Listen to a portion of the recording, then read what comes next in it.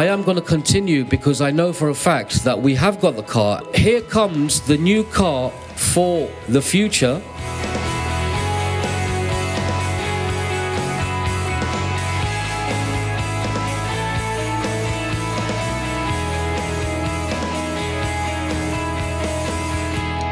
Abdul Osman, Cabinet Lead for Regeneration and Transport. I think it's fantastic for us to have something as revolutionary as this car to be able to say to people up and down the country that these are going to be piloted on our streets next year.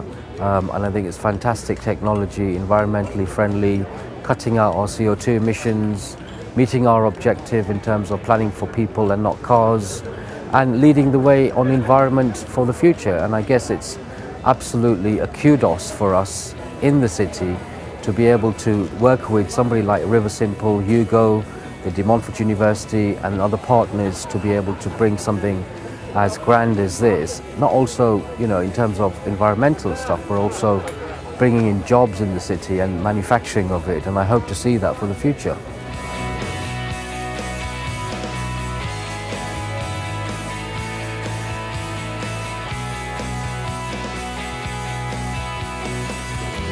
My name's Jeff Miller. I'm the Director of Highways and Transportation at Leicester City Council, and I'm very pleased today to be launching the Riversimple project in Leicester.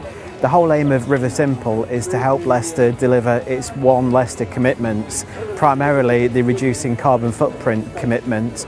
The relationship with Riversimple is one that will last for a number of years. We're proposing that Riversimple will lease their revolutionary hydrogen vehicles in the city, and this will give City Council officers, city residents and members of the partnership an opportunity to pilot the vehicles before they become commercially available in 2013.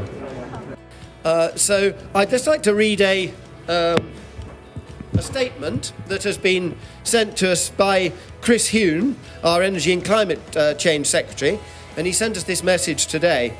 We need to harness cutting-edge technology to reduce our dependence on fossil fuels if we're to tackle climate change.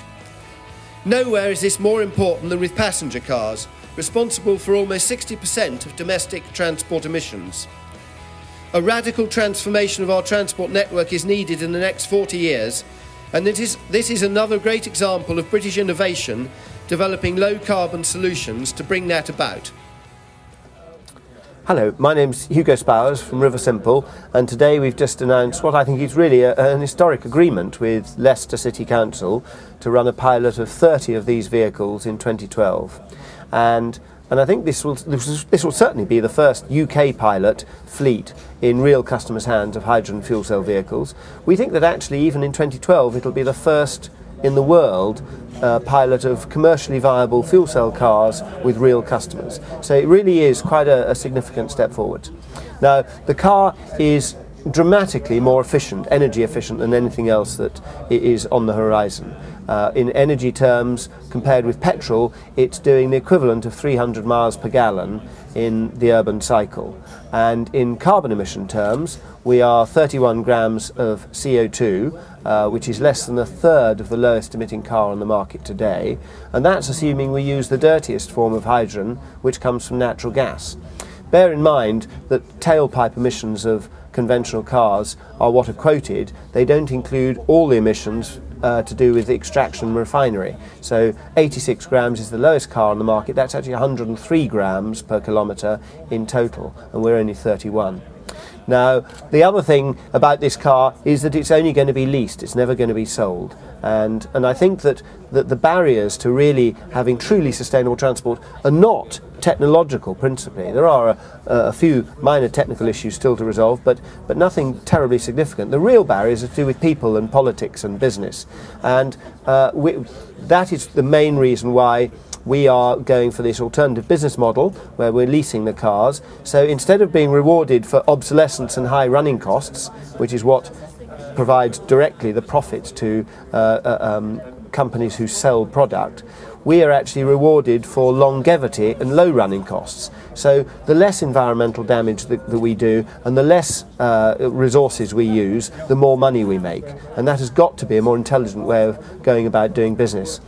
So we plan to be back here in 2012 in Leicester with not one but 30 of these cars. It'll be considerably different to the vehicle that we're showing here today. What we've shown here today is actually the second iteration of fuel cell and electronics in the powertrain, and we're going through many more stages over the next 12 months before we get to what we regard as a production prototype.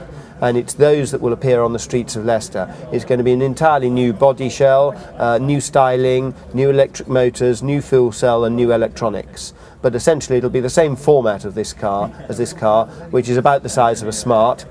It accelerates, by the way, quicker than the Smart to 50 miles an hour, but it simply doesn't go any faster than that. It can cruise at 50 miles an hour, but it doesn't go any faster. It is about 6 times as energy efficient as the basic original Smart that we benchmarked this car against when we first designed it.